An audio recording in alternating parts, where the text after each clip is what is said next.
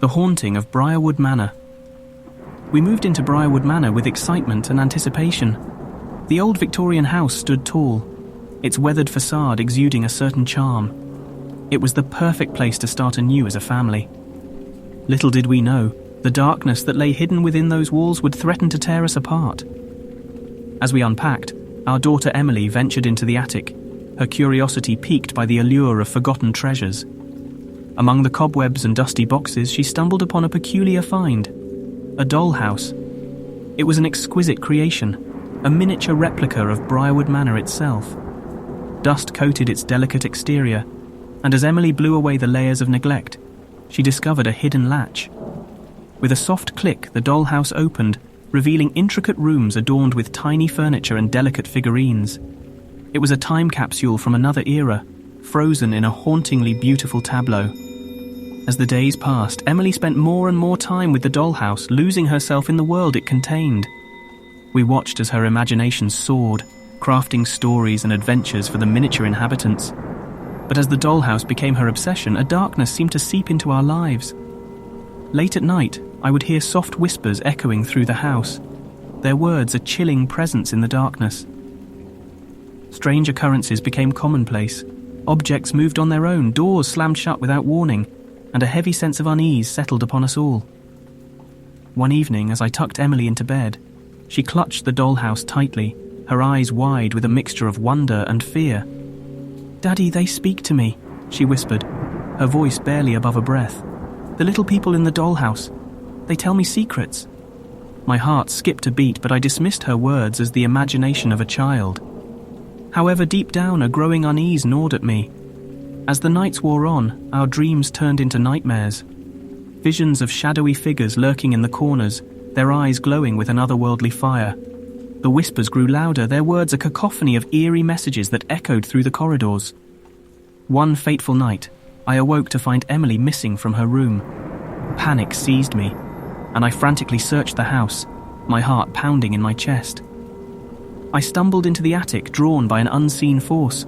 There, amidst the dim light and swirling shadows, I found Emily, standing before the dollhouse. Her eyes were glazed over, her voice an unfamiliar tone as she conversed with the tiny figures inside.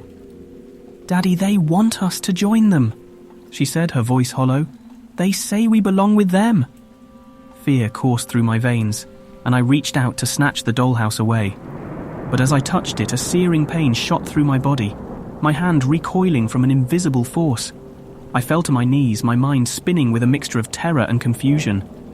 The room around me warped and twisted, the lines between reality and nightmare blurring. The miniature inhabitants of the dollhouse materialized before my eyes, their tiny forms grotesque and twisted, their eyes gleaming with malice. "You dare to disrupt our realm?" Their collective voice resonated, an amalgamation of sinister whispers. "You shall pay the price for your intrusion." Their menacing figures lunged at me, their claws ripping through my flesh. Agony consumed me as I fought against their relentless assault. Desperation fueled my defiance, and I summoned the strength to break free. With a surge of adrenaline, I grabbed Emily's hand, pulling her away from the nightmarish spectacle. We fled from the attic, the sounds of haunting laughter echoing behind us. As we stumbled into the safety of the outside world, the horrors of Briarwood Manor retreated into the shadows, their power diminished. We never returned to that cursed place, but the memories of the dollhouse and the sinister presence it contained would forever haunt our dreams.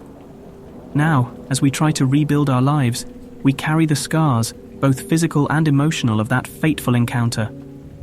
The dollhouse remains hidden in the recesses of my mind, a constant reminder that the past can never truly be escaped.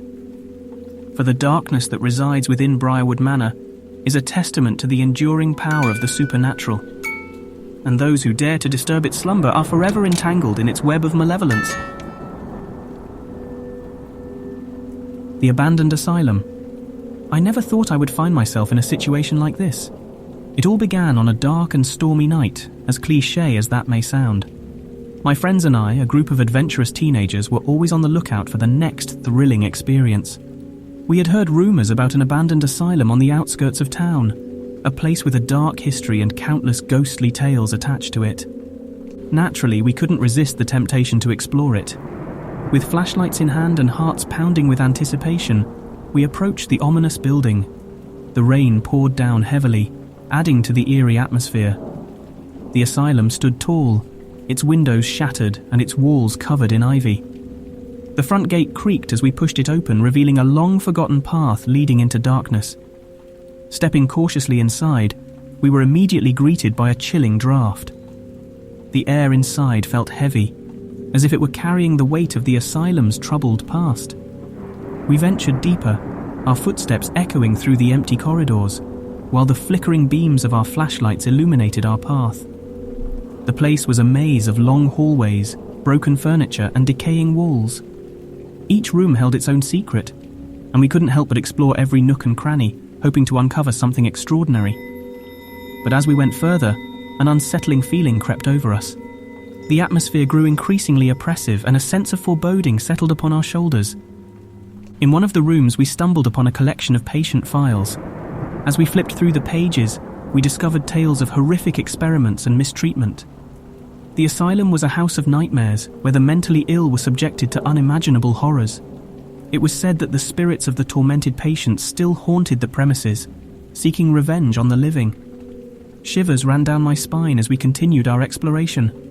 Suddenly we heard a faint whisper, barely audible amidst the sound of raindrops hitting broken windows.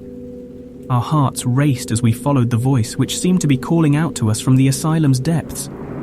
As we reached the basement, a chilling gust of wind extinguished our flashlights, leaving us in total darkness. Panic set in, and we fumbled around trying to find an exit. But then we heard it, the sound of footsteps growing closer with each passing second. It was as if the very walls were alive, closing in on us. In a desperate attempt to escape, we stumbled upon a hidden door. We pushed it open, hoping it would lead us to safety. Instead, it led us to a chamber filled with the remnants of rusty surgical tools and blood-stained floors. The stench of death lingered in the air, causing our stomachs to churn. And then the whispers returned, louder and more menacing this time. The voices seemed to surround us, their words distorted and filled with malice. Shadows danced along the walls, taking sinister forms that seemed to reach out for us. With adrenaline pumping through our veins, we sprinted through the asylum, searching for an exit. But the building seemed to have a grip on us, leading us deeper into its clutches. Our cries for help echoed through the hallways, only to be swallowed by the darkness. Just when we thought all hope was lost, a flickering light appeared in the distance. With renewed determination, we followed it, feeling a glimmer of relief. As we burst through the asylum's doors, gasping for breath, we turned back to look at the abandoned building one last time. To our horror, we saw faces peering out from the broken windows, eyes filled with anger and sorrow. It was as if the spirits of the patients were bidding us farewell, warning us never to return. We took their advice to heart and vowed never to set foot near that asylum again. The memory of that night will forever be etched into our minds. The abandoned asylum held more than just ghostly apparitions. It was a testament to the darkness that can reside within the human soul. And as we moved on with our lives, we knew we would never be the same, haunted by the horrors we witnessed in that forsaken place. The Whispering Closet. I huddled in the corner of my bedroom, my heart pounding in my chest like a trapped bird. The late afternoon sun cast long shadows across the room, but darkness loomed within me. I was a shy, gay guy, struggling with my identity in a world that often felt cold and judgmental. But little did I know, the terrors that haunted my existence were about to become all too real. It started innocently enough. I had moved into an old house with my parents, seeking a fresh start in a new town. The house had character, an old charm that spoke of forgotten tales. But with each passing night, the walls seemed to whisper secrets, their voices crawling beneath my skin. One evening, as I lay in bed, the sounds became unbearable. It was as if the house itself was alive, its groans and whispers echoing through the hallways. Gathering my courage, I tiptoed through the dimly lit corridor, determined to uncover the source of the haunting. The closet at the end of the hallway beckoned to me like an ancient portal, its door slightly ajar. I approached cautiously, my hand trembling as I pushed it open. Inside, I found an assortment of forgotten belongings, dusty relics of a forgotten past. But amidst the clutter, something caught my eye. a small wooden box lay hidden beneath a stack of old sweaters. Curiosity overwhelmed my fear as I lifted the lid, revealing a collection of handwritten letters. They were love letters, passionate declarations of forbidden desires between two men from a bygone era. I read the words, my heart aching for the men whose stories were etched upon the yellowed pages. Their love was a secret hidden away in the darkness. I couldn't help but feel a kinship with them, their struggles mirroring my own. That night, as I lay in bed, the whispers grew louder, their tone more desperate. I closed my eyes, trying to block out the haunting voices, but sleep eluded me. The darkness seemed to seep into my very soul, its weight crushing me beneath its grip.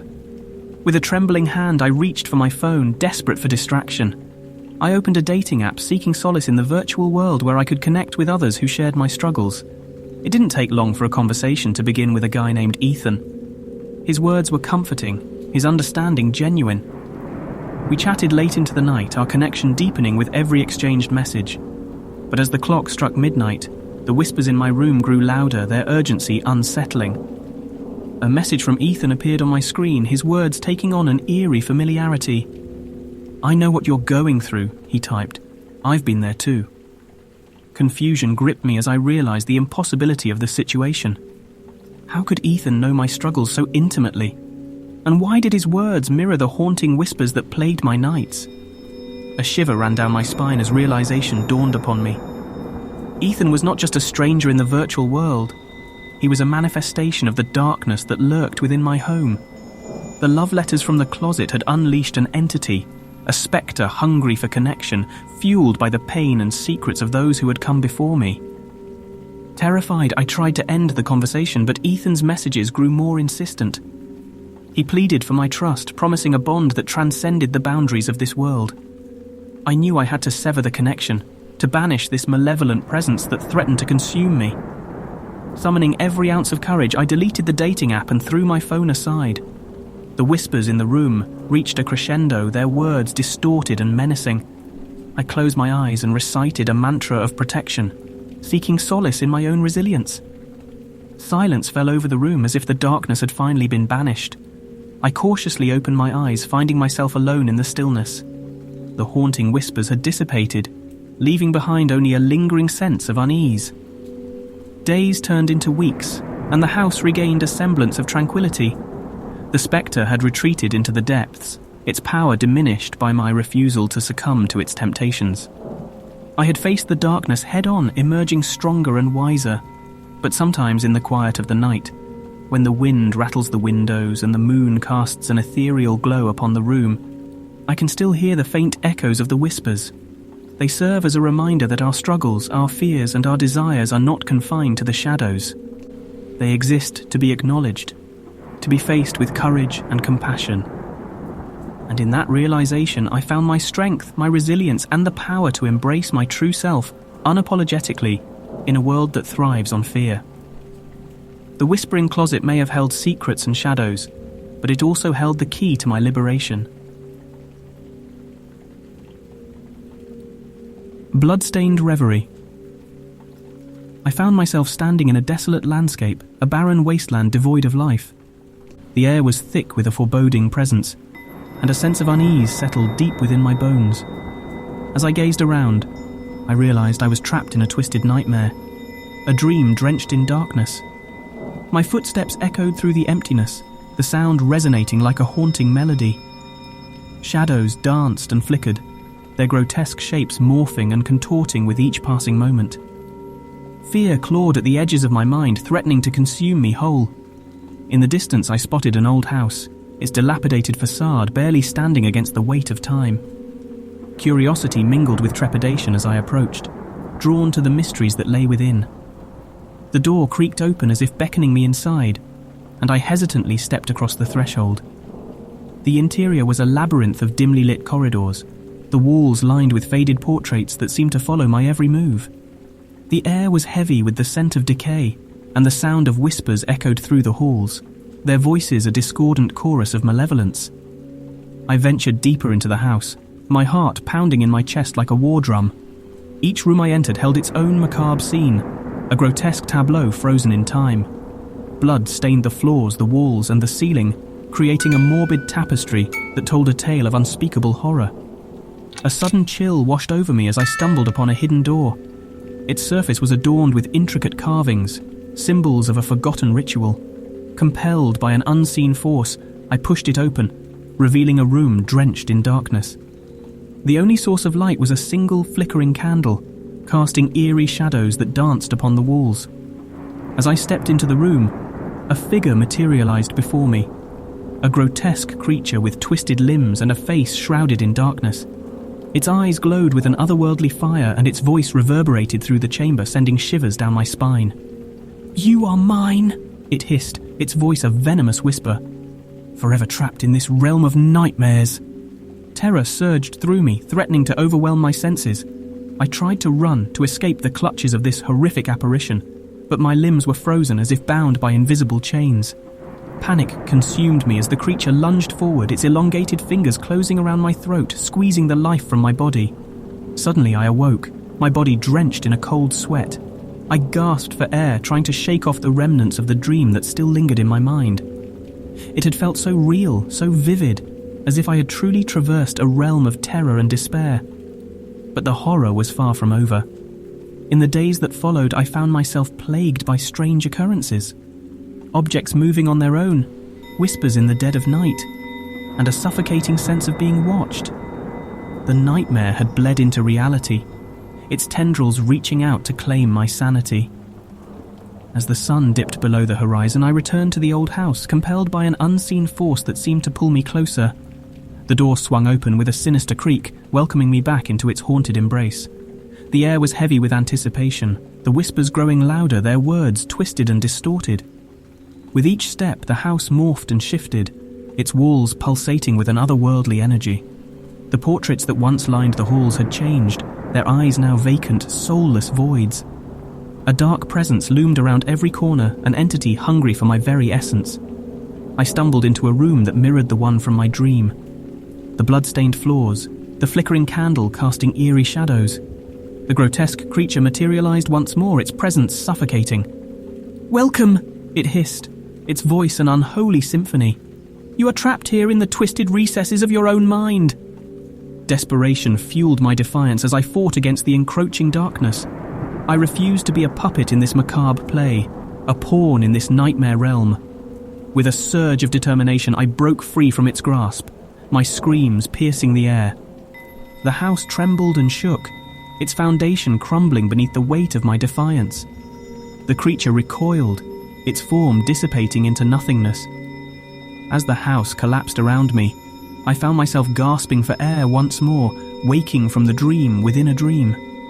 The nightmare had finally released its hold on me, fading into the recesses of my subconscious.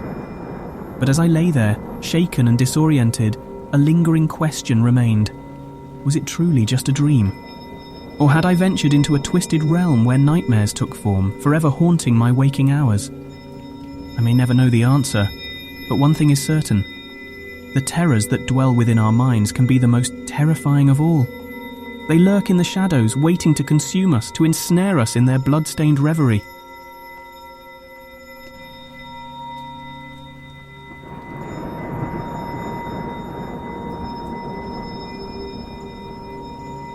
The dollmaker's obsession.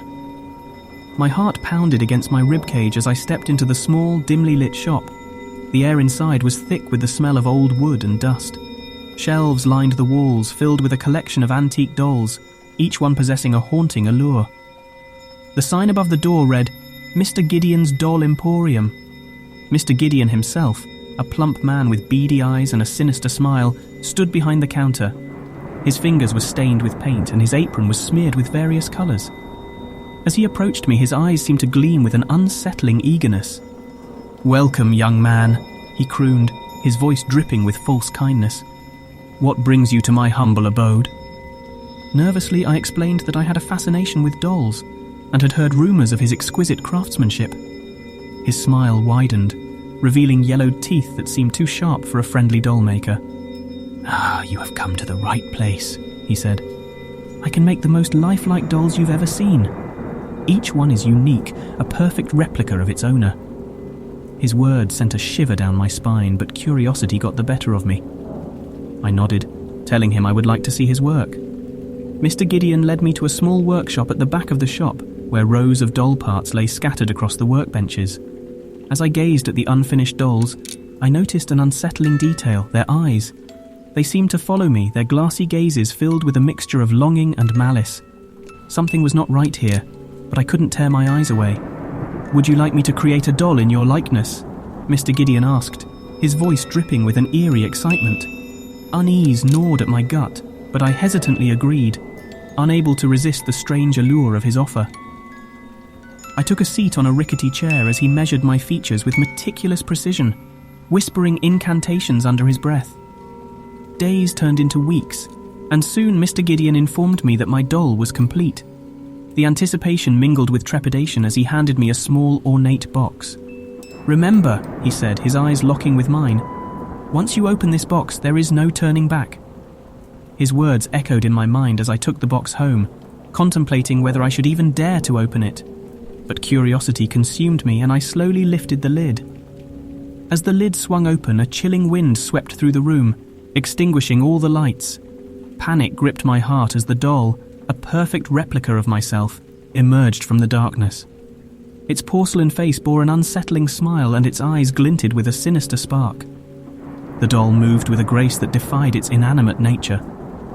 It danced on the edge of my bed, its tiny feet tapping against the wooden floorboards. It beckoned to me, a siren's call that I couldn't resist.